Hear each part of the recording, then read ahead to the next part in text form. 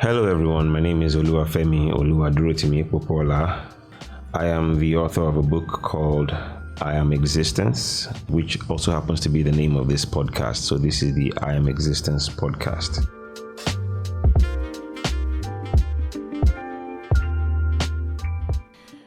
Okay, in today's episode, we're going to be looking at how human beings are not standalone.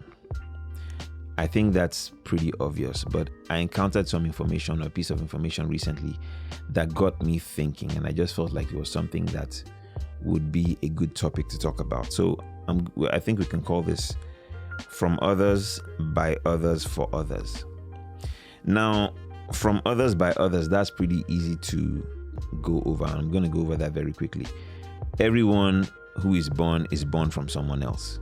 You did not come out of a vacuum. God did not say, let us create man every single time somebody was born.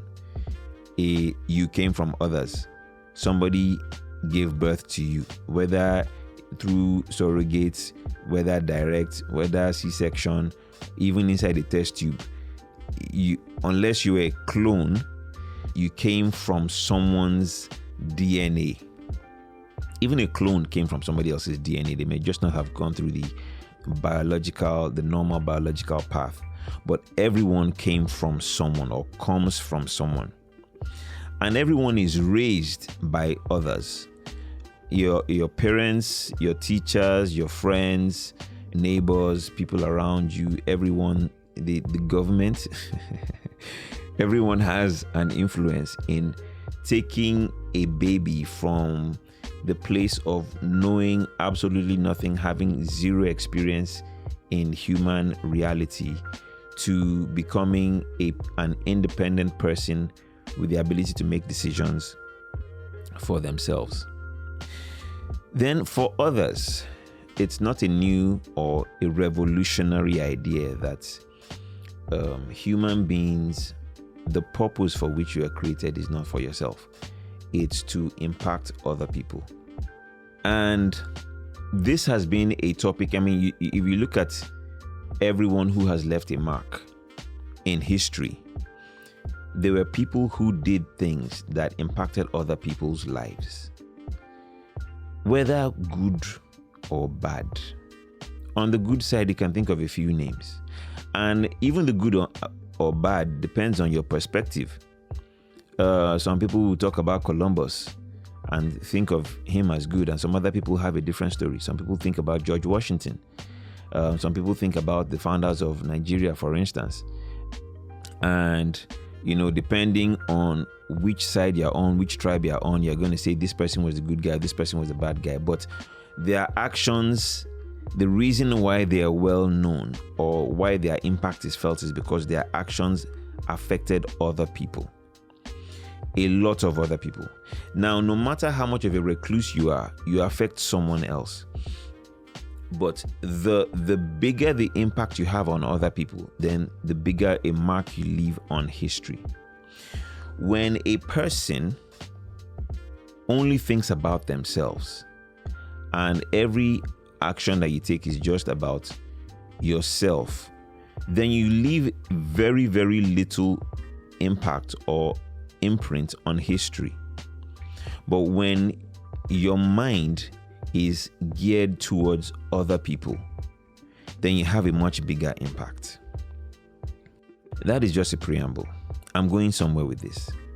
I recently saw a video where Elon Musk was talking about the future of humanity and his ideal future, which he so greatly desires. And this is someone who I highly respect. Extreme levels of intelligence coming from this guy. But he's missing one fundamental thing, and I'm going to talk about that. He talked about a future where anything anybody wants, they can have.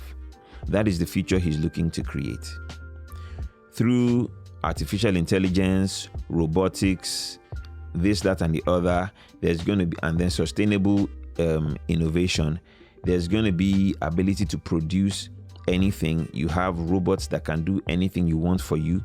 You have artificial intelligence that can get anything you want for you, and you have so much production in the world that there's an overabundance that nobody lacks anything. This is an absolute fantastic future for humanity in theory. The truth of the matter is, what some people want, in fact, everybody, what we really want is some form of recognition or acknowledgement from others. If you have a system or an environment where everybody has access to everything everybody else has, then nobody can feel like they have anything unique that they're doing that they can feel proud of. Nobody feels like there's anything that's particularly unique to them that they can have.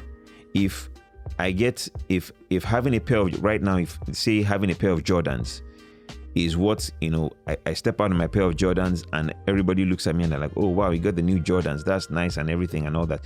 That high that you get from being recognized, even if it's for that day, is a part of the human experience, which giving everybody. Now, when you have a situation like that, your friends may look at you and be like, oh, okay, I need to get my own Jordans. And then they go and then they do what they need to do, maybe ask their parents or work or grind or do whatever it is. And 3 months, 4 months down the line, maybe they're able to raise funds to buy themselves a pair of Jordans, if that is important to them. But if, as I'm saying it, I can have it, as I'm saying it, then you get your pair of Jordans, you come out, there's nothing special about you, and nobody really cares. Something as simple as that is a fundamental part of the human experience. Now, that is even for people who are thinking of themselves, but they still require that recognition or acknowledgement from others. There are some people, and these are the people that I'm talking about, who have left a mark on history. What they want is not to make their bed or to get a hot pizza in 5 minutes. What they want is to improve the lives of other people. That is what they want. Or to dominate other people. Now, if I, through my efforts, cannot improve the lives of other people because AI is already there to do that, robotics are already there to do that, there's no new idea I can bring out to help another person be successful, then I've essentially lost my purpose. And then there are those who their goal, what they would try to use that AI to do, if they have that kind of power, is how to dominate someone else, how to bring them under. If the other person has access to that same AI or that same robotics or that same resource, then this person has essentially lost their purpose. So somebody is inevitably going to look for a way to corner the market on those resources. And I'm sure most of us who watch movies and all of these things, or even TV shows, or even real life cases, know about some kind of resource where you hear somebody make this statement: it mustn't fall into the wrong hands. What is the wrong hands? The wrong hands is the hands of someone who is willing to take that resource, that power, that ability, and use it to harm other people. Whether we like it or not, there are people in this world. History has shown us there are some people who will not rest until they have found a way to dominate or to harm others. Either because the person looks different from them, is a different race, a different tribe, a different whatever the case may be. On a worldwide scale, we look at racism. On a national scale, we look at tribalism.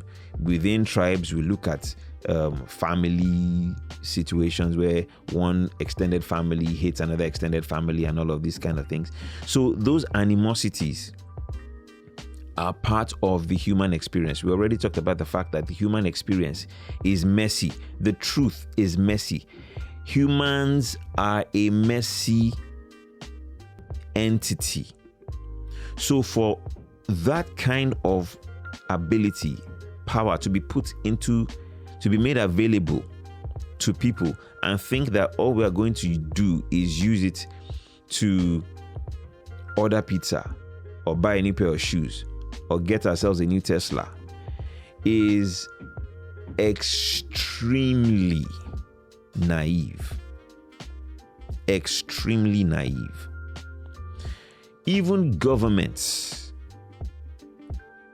would I'm hard pressed to believe that governments will allow that kind of ability or that kind of power to enter into the hands of citizens. And governments would try to dominate one another for whatever reason. Why can't this country be a superpower, this other country be a superpower? They are constantly fighting amongst themselves. Trade wars, potential wars, kinetic wars, this was, that was, this was, that was. Why can't everybody just mind their business and stay in their house? No, somebody is there, and it only takes one to rise up and try and dominate this other person. It is a part of the human experience, and there's no way that we can get rid of it. So everybody is interconnected. Everybody is interlinked in one way or the other. And just from the perspective of those who want to have some kind of impact, you have to be willing to make your life about others. There are some people who make their lives about others from a negative perspective, trying to dominate others, trying to harm others, trying to make sure that only them and their group of people are the ones who are doing well, and everybody else they are the only ones sitting on top of the hill and everybody else is looking up at them. But then there are some people who are looking at ways to pull everyone else up and all of those kind of things. If your focus is just getting by, earning your daily bread and going about your business, you can't have that kind of impact. So understanding that we are all, our lives, our very lives, the purpose of our lives is defined by the extent to which we are willing and able to reach out to others, will go a long way in our human experience.